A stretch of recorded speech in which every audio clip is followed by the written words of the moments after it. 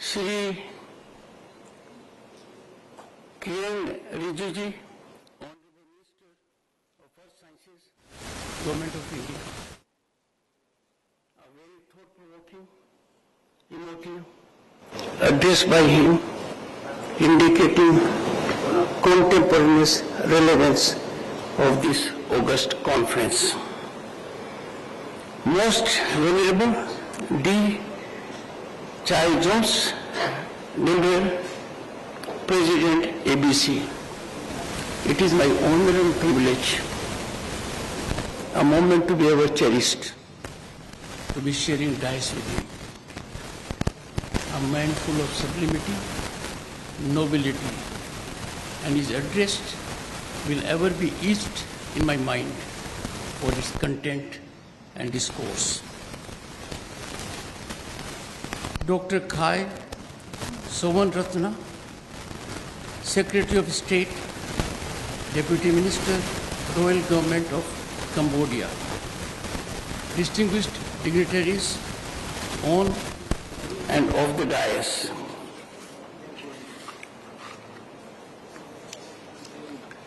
The tone for me was set when the memento was given to me. And what was indicated there, I read, for benefit of those who are here and those outside in the entire world. It carried a message which could not be more impactful and contemporarily relevant and a beacon for everyone. The message is, I quote, "May those who fight with arms in hands meet with flowers." It says it all. Best wishes and greetings to the 12th General Assembly of ABCP. It is a great honor to welcome you all to New Delhi, especially since an assembly of ABCP is happening here after 5 decades. Welcome to Bharat, home to 1/6 of humanity. The importance of this gathering assumes significance as the world is passing through a historic and transformational change. We gather at the 12th ABCP General Assembly under the timely theme, ABCP, the Buddhist voice of Global South. Friends, this coincides with India's growing leadership role, amplifying the voices of Global South as evidenced by its G20 presidency and the Voice of Global South Summit. India is committed to representing the concerns of nations with 3/4 of the world's population. The motto is soothing, as Bharat as a nation has been guided by the principles of Bhagwan Buddha. This event, friends, is significant also as we are gathered in the capital of a country where Buddhism was born and spread to diverse corners of the world, including all the countries that are members of this prestigious international organization for the noble cause of peace.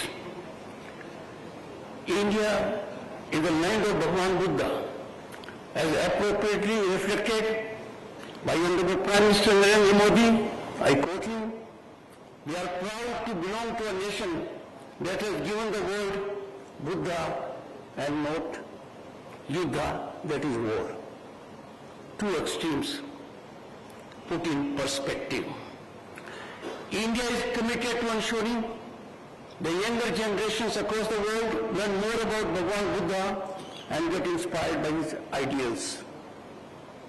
India is proactive, be it the development of Buddhist circuit, boosting connectivity for international travelers to access sites of Buddhist heritage, or the efforts such as India Influence Center for Buddhist culture, or the popularization of Bhagwan Buddha's message.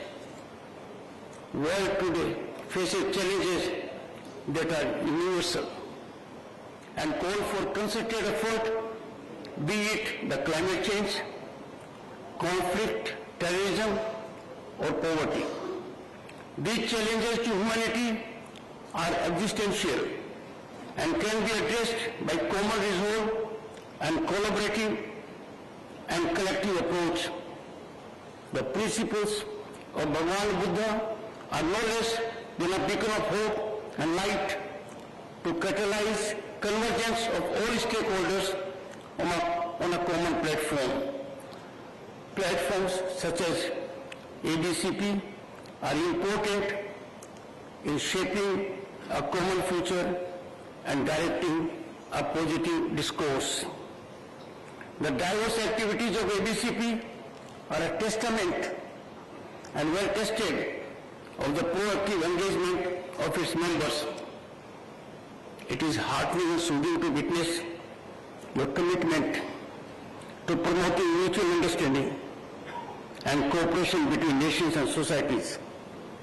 The Honorable Minister at length reflected on this.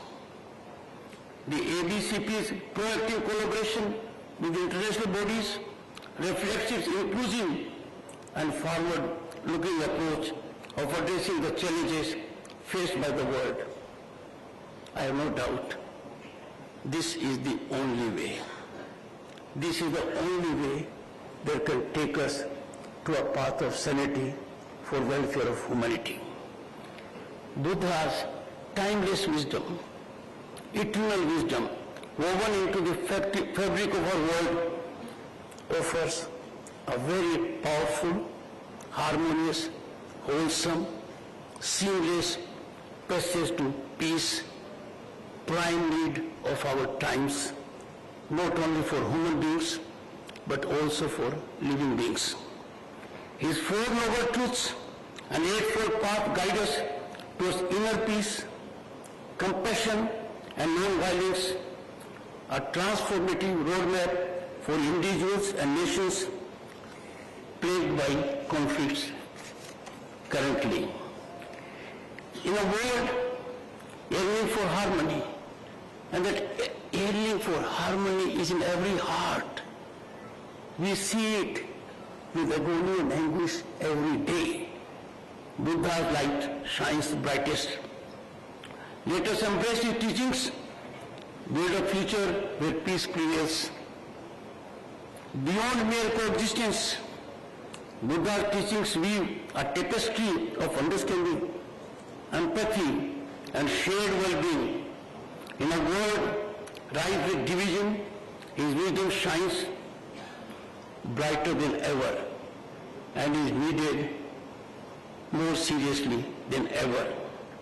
Let us follow the light of tolerance, justice, and a shared commitment to peace, paving the way for a future where all flourish and virtuosity blossoms, sublimity shines.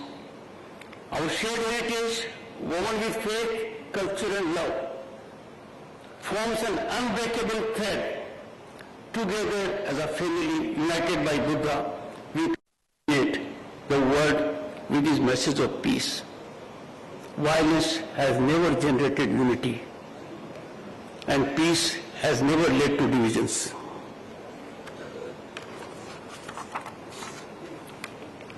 Across the continent, Buddhist stupas stand as silent testaments to Buddha's enduring wisdom. Whispers of chants and vibrant festivals echo his teachings, reminding us of India's role as the birthplace and a beacon of non-violence, peace, and compassion for the millennia.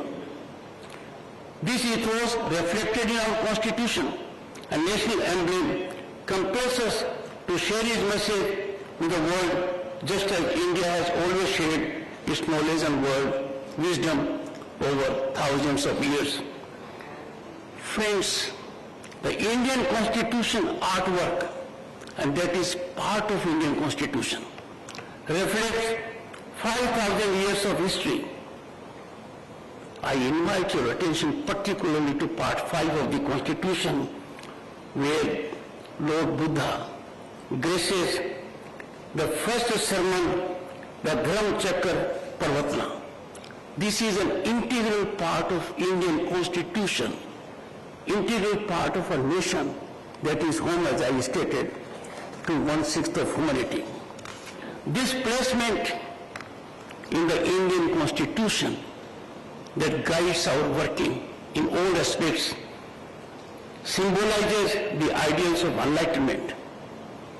A parliamentary system, independent judiciary, and balance of power guiding the nation's highest institutions. This positioning of Buddha and his thought in the Indian Constitution will secure effective, impactful working of all organs of state.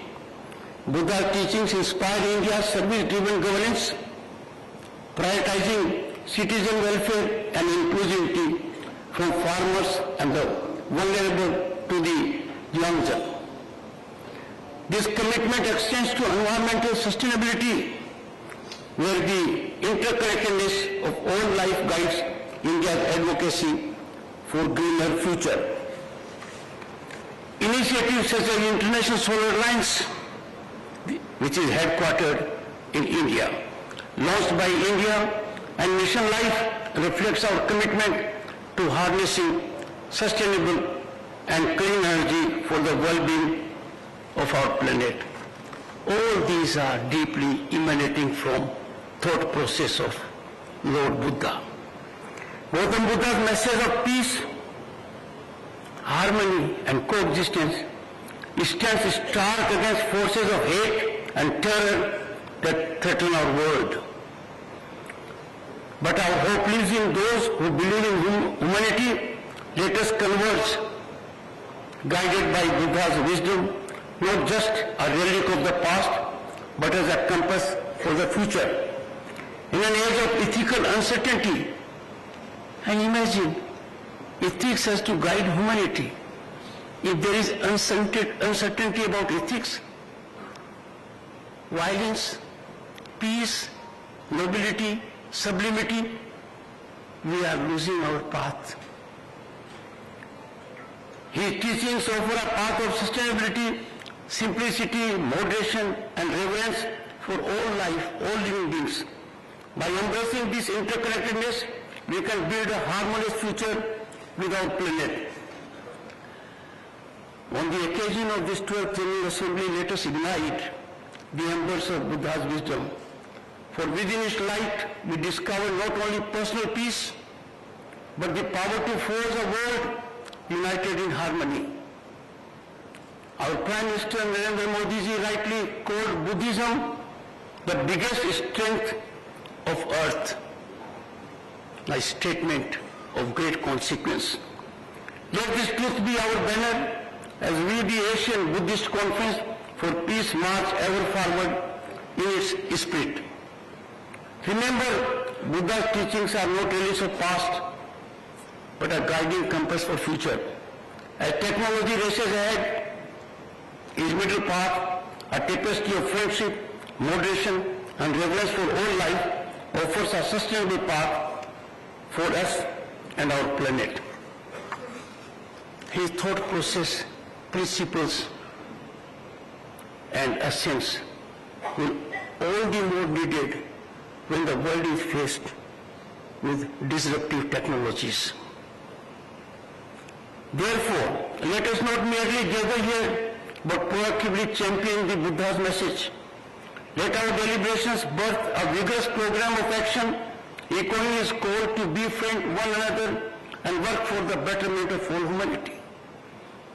We are living in tough times. There is intolerance of the other point of view to the extent that no one wants to listen to the other point of view. That is a sense to go forward. Let us hear the other point of view, not dismiss it outright. We can be judgmental after bestowing attention to that point of view. May this assembly become a beacon, and I am full of hope, optimism, and confidence it will be one. Illuminating a path where borders fade and shared understanding reigns. May the light of Buddha guide us, transforming not just ourselves, but the very fabric of our world. Together and in tandem, let us build a future where peace is not a dream but a shared endeavor.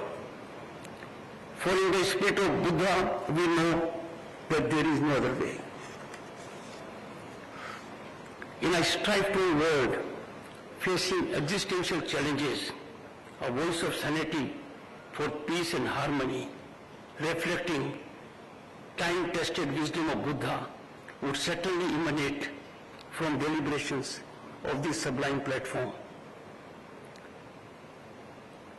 It has been indicated by the Prime Minister to the entire world, we are not living in an era of expansion or war. And issues need to be deliberated, diagnosed, and addressed in a spirit of consensus with dialogue and diplomacy. I conclude, friends, by what Lord Buddha taught us. Bhaktu Sab Mangalam, which means blessings, compassion, and welfare for all. His Excellency had reflected to this in his enormously impactful address on 3 occasions. I leave this place fully energized, surcharged, motivated and inspired to do my humble might to further the thought process of Buddha in whatever capacity I can. Thank you so much for availing me an opportunity which I would ever cherish. Namaskar. Many thanks to Honorable Vice President of India for his address. Ladies and gentlemen, I will request